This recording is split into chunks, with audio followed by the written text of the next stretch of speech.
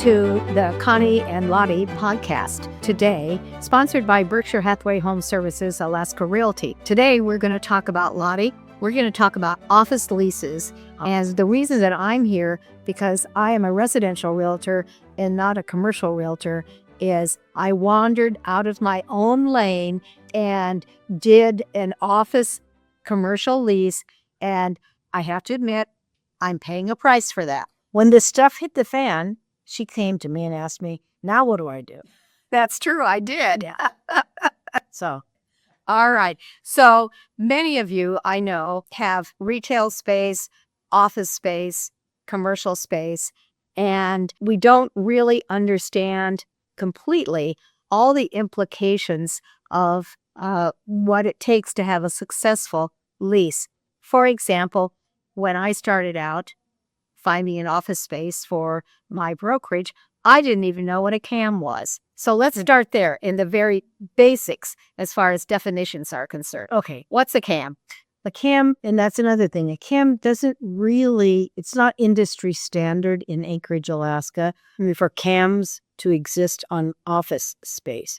Common area maintenance is typically a term and a concept used for retail properties. But common area maintenance, so that's what it is, common area maintenance. Let's go through a lease, though, so you understand why we even have that. And I'm going to put my glasses on, not because I need them, it's just that I look so cute with them on. Okay, so on a lease, we have to identify the premises, whether it's all of the building or this office or that warehouse. See, she's darling. Okay, keep going. This is enough. So we identify the property, we identify the terms, date certain to begin and a date certain to end for the initial term. Now we'll have extended terms that may or may not apply, whether or not you have options to extend. If you've got questions on whether options are to your benefit as the landlord or your benefit as the tenant, give us a call. We'll give you phone numbers at the end of this podcast. Then you have the rent, and you have the rent identified for the term.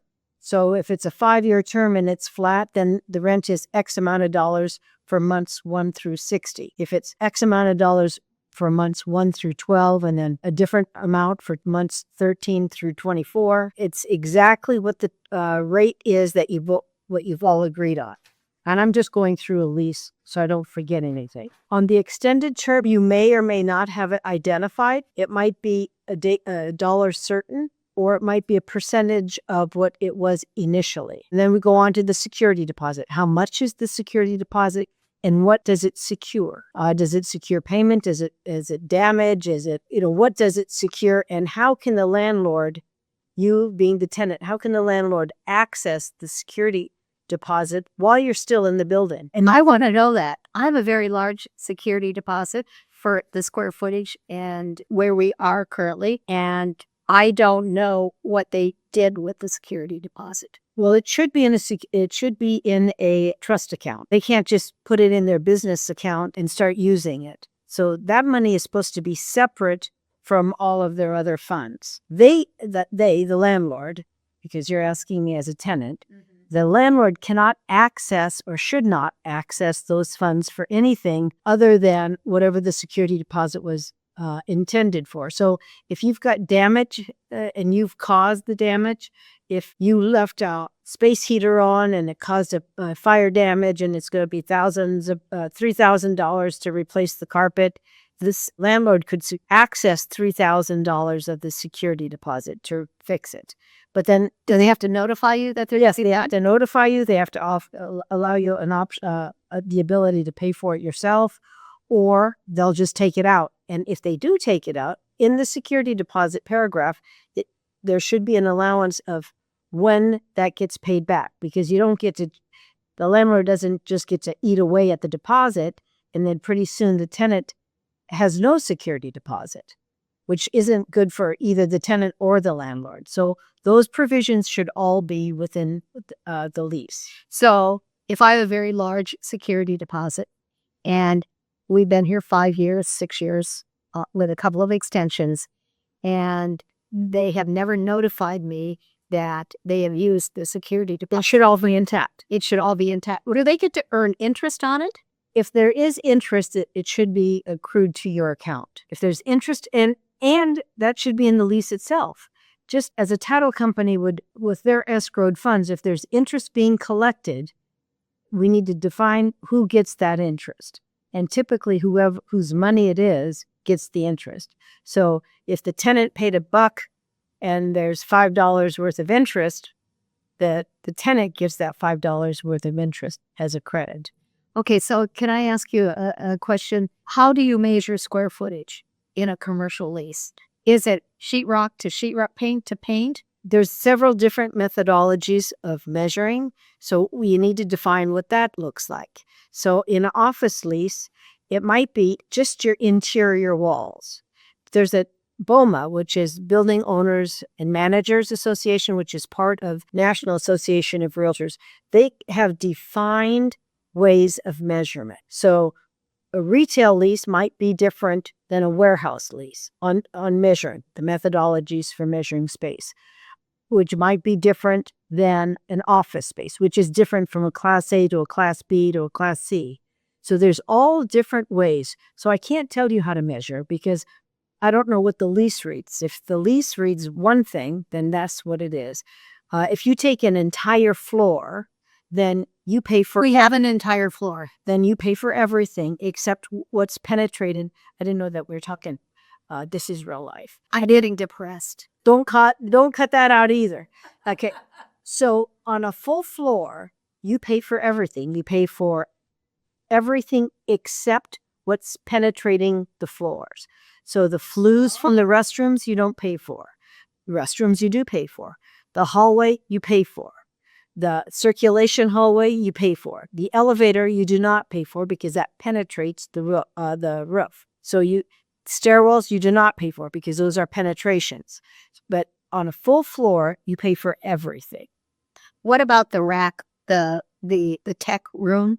You pay for that. I pay for that. Because that doesn't penetrate the floor. Correct. Okay. So that's the answer to that question for measurements. So if you've got a specific question, other than if you're Connie, if you've got a specific question, when we give you the website or telephone number, whatever it is we give you, reach out on a specific question and I can give you a specific answer. Okay, so what about lease rates? Can we talk about the market in general for a minute? Well, right now we're talking leases. So you want to stick with leases before we talk about market? Well, I think they would probably like to know a little bit about office lease. Yeah, okay. Offices. So Class A office, anywhere between $280, $290 to $350 a foot a month. In the Alaska market, we typically quote pricing on a monthly basis. Most markets outside of Alaska quote that on an annual basis, but just so, and you can kind of figure it out by the dollar number. But on a Class A, say anywhere from $280, $290 to $3.50. Okay. Do we have Class A office space? Really, Class A office space has a technical definition. Has to be a high rise. High rise is anything over 7 or 8 stories. Has to have non-operable windows, so you've got a good HVAC system. It has to be steel and concrete construction. That's, when you say Class A, that's the definition all across the country. Well, across the world, because everybody subscribes to those standards. However, in Anchorage, Alaska, if you own the building, it could be a 3-story and you could still call it a Class A because we don't have that much inventory. So it's a little bit soft in the Alaska market, what is technically a Class A and what we deem to be a Class A. Our office is here at Berkshire Hathaway off of East 36th Avenue. We're located in a beautiful office building. It's, I think, 4 or 5 floors, but this would be considered an absolute Class A building. So I see a lot of offices going into retail space. Is that because retail space is like there's insurance offices, there's real estate offices that are in retail space? Why is that? Is that because it's less expensive? No, not necessarily. It's because of their invitees. So on an office building, I mean, if you've got a insurance company, you might not want to be on the 2nd floor of a multi-tenanted office building. It might be more convenient for your customers to drive up to a strip retail center that we see all over Anchorage Fairbanks, Juneau, all over Alaska, really. And you drive up right to it, and it might have been a shoe store 2 years ago, but today it's built out for an office building or for an office use tenant, whether that's a credit union or insurance company, whatever that is. But it's not so much price driven as user driven. But in my experience, so there I limited experience as far as offices are concerned. Everyone wants a window, but the retail space that we're talking about, it only has windows in the front, unless you're on a corner, and then you could add windows. Is that? Well, most retail strip centers, by definition, it's a strip, right, building. So you're going to have outside walls on the front end and on the back end. So you're not going to have windows inside. So it might be a bit more of not a challenge, but just a different way to plan your floor plan. Do these strip malls that we're talking about, do they have a cam? Some do, okay, some don't. Some do and some don't. Okay. And then a cam would come into play on that lease. Okay. Because you're going to be paying a proportionate share, and we'll get that into the lease, of what the entire space is. So in the lease, it'll say the premises is 5,000 square feet, whatever the premise is. It's X amount of square feet, and it's deemed to be this percentage of the building. So it's 5,000 square feet, but it's 10% of the building. So then when they start at the end of the year, when they start looking at CAM charges and reimbursements, you're going to be responsible for 10% of whatever that is. And that has to do with pass-throughs, and we're kind of jumping all over the place. But whatever the fees are on the pass-throughs, you would be responsible if CAMs are in the lease, then you'd be responsible for 10% of whatever that number is. Does that make sense? Yes. Okay. So what about utilities? So a net lease versus or a triple net lease. See, I can't even say it correct. Okay. I only want to write one check a month. So that means everything is included. So no allowing, so heat, all that sweet stuff. What you want is a full service lease. Okay. So you think that you're writing one check a month, and you are. But at the end of the year, it's the day of reckoning, because then the landlord will tell you, well, taxes went up and utilities went up. All of these uncontrollable expenses went up, and they went up $10,000. Let's make it easy on me. I haven't had that much coffee. So they went up $10,000, and you're occupying, what did we say, 10% of the building or 5%? So of that $10,000, you're going to have to pay that much more. Not if I've negotiated any increase is. So it's better if you're going to have a long-term lease to fix what your increases are, because you can't control taxes, utilities, and all that sort of thing. For example, we've had a terribly cold winter. See, it is better for you, because that's how you're wired for your accounting. You like to know a dollar certain. So that's best for you. Okay. I'm not sure that it's appropriate for us to say that it's best for everyone. Some people... Or the landlord. Or the landlord. Right. So that's where I want to explain what the terminology means. Okay. And then you sit down with your realtor when you're negotiating the lease and decide what best fits you. I didn't have a realtor. That's my problem. Well, you're a very good realtor. No one's better than you. But when you get out of your lane, Correct. and then it's a little bit different. I've paid a lot of residential brokers to sell residential properties of mine, because although I'm very good at sales, I don't really know single family markets. I don't really know duplex markets. I mean, I have an idea. I don't want to say anything that's not absolutely... I thought I had a good idea. Yeah. Because they would let me bring my dog Yeah. to the Hansies. All of that was part of the negotiation, Yeah. actually. Right. And that's all in the lease, because the building will have rules and put it all in.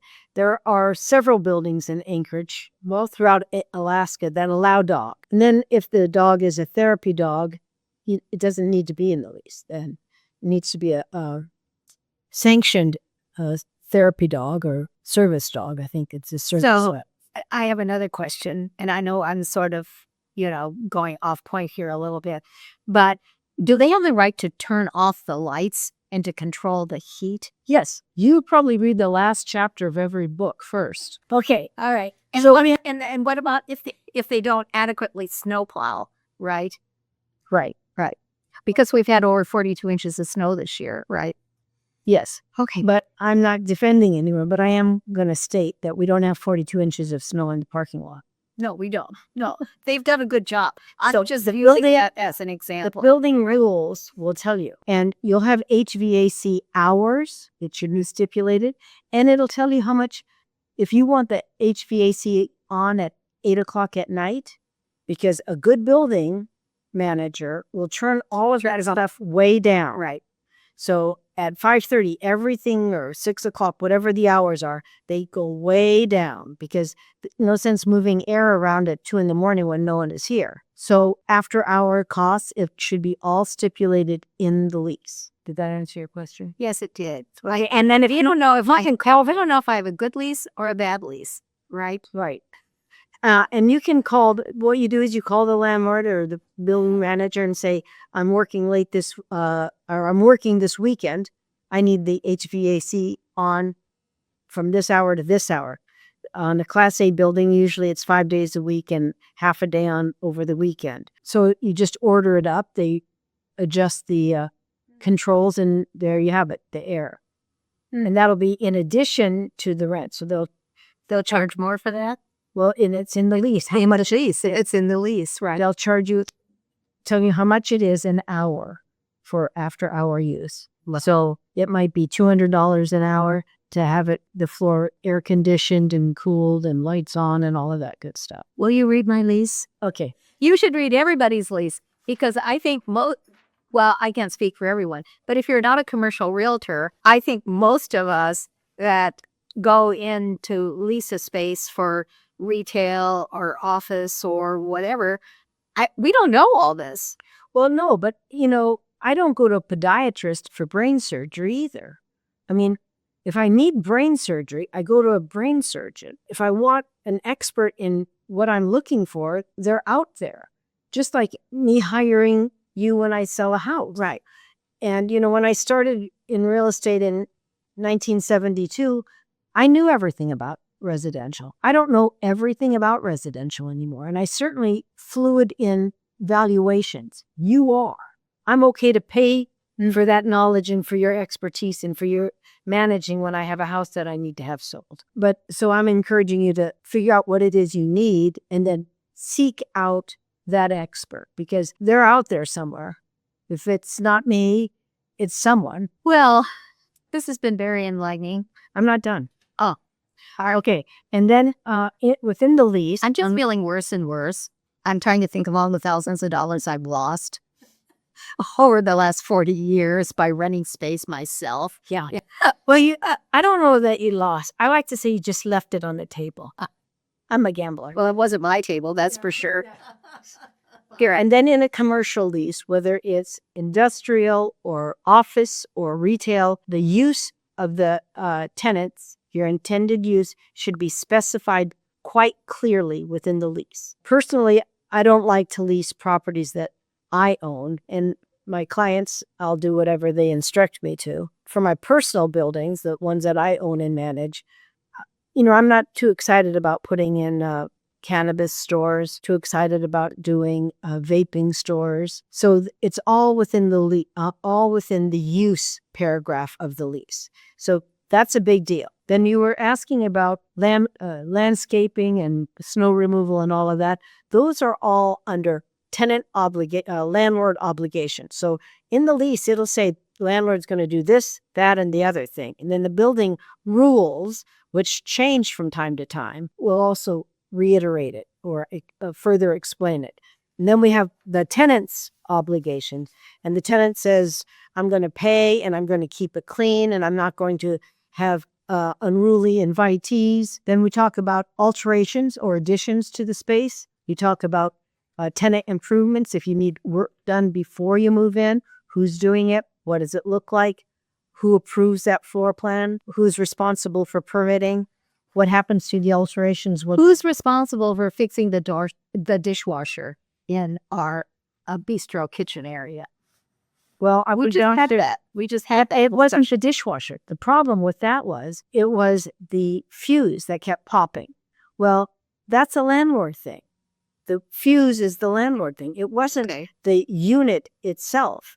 And I would say, without going through the lease, that the dishwasher was Sierra was said that because she didn't go through the lease when I signed the lease. She said that. I mean, I've never had a complaint, and I'm just telling you that, Yeah, I know, you know, but so if the dishwasher was here, right. it's No, the land you had it installed. Right. It's a very expensive Bosch dishwasher that doesn't work regularly. Yes. But it probably works just fine. It was the fuse that was popping.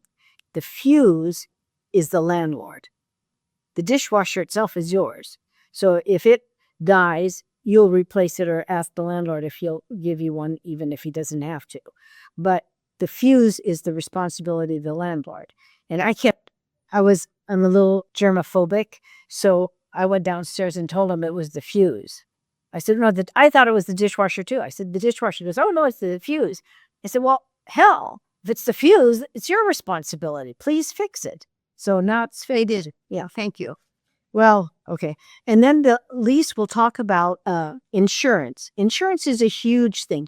Insurance is one of those things we have to buy and we hope we never use, but we have to have it. So we talk about liability insurance, we talk about fire insurance, replacement, contents, we talk about all of that. And then exemptions for the landlord. So landlord may or may not be responsible if you have throw rugs on the carpet and someone trips over, and that's not a landlord liability. That's the tenant. Talk about window coverings and window displays. You've seen some buildings, even office buildings, but a lot of retail with big open signs and Pepsi-Cola signs and beer signs and cigarettes. All of that makes sense for some properties. Did you say Pepsi-Cola because Warren Buffett loves and drinks Diet Coke? Yeah, only Coke. Okay. Just saying. Yeah. Just saying. So no Pepsi-Cola cans, just Coke. But you might not want those neon, and neon is another issue. So the lease will dictate what you can and cannot put in your windows, and for how long you can put up going out of business sign or coming soon sign. So all of that's in the lease. Personal property tax, it talks a good lease should talk about who pays the personal property tax. The city or the state has inventory tax. Who pays for that? The lease will reference the building rules, whether it's industrial, residential, multifamily residential, office, or retail. What happens if there are liens on the property? What happens if tenant liens the property? What happens if the landlord liens the tenant? Talks about under which jurisdiction are we going to go under if we have to go to court. So all of these things are part of a lease. And can you get out of a lease? Can you assign the lease? If you sold your business, You sublet. it should be in the lease. Yeah. So there's not an answer that I can say yes or no. So yes, you can sublet, and no, If it's in that lease. If it's in the lease. right. All of that needs to be covered within the lease. So there's more than how much are you going to pay this month. Okay. So I know that you have specific questions, Connie, and we all do. But I wanted to give you an idea, an overview of all of the issues that are part of a commercial lease. And when I say commercial lease, that's for all these different real estate disciplines, whether it's industrial, retail, whatever, are specific issues that need to be addressed. And if they're not addressed, it might be just fine. You might be fat and happy until the stuff hits the fan. And then you're going to look at the document and it's not going to be covered, or it's going to be covered in such a way that you wish it wasn't. So I would encourage you to look at your leases. If you're unsure, have someone, it might not be the person that sits next to you on Sunday at the pew, someone that you have confidence in, that has solid, positive track record to help you negotiate your commercial lease. So if you have a question, call Connie on her cell at 907-229-2703. Do not ask me questions about leases, because I will just simply give that information and your contact over to Lottie. But if you have a residential question, then I'm happy to talk to you. In all things commercial, please call me at 907-242-7603. You haven't given that information out, that cell information out for a long time, Lottie. Thank you. It's on a lot of the bathroom walls. Thank you, Lottie. I'm going to go read my lease, number 1, number 2, and then I'll come talk to you. Okay, thank you.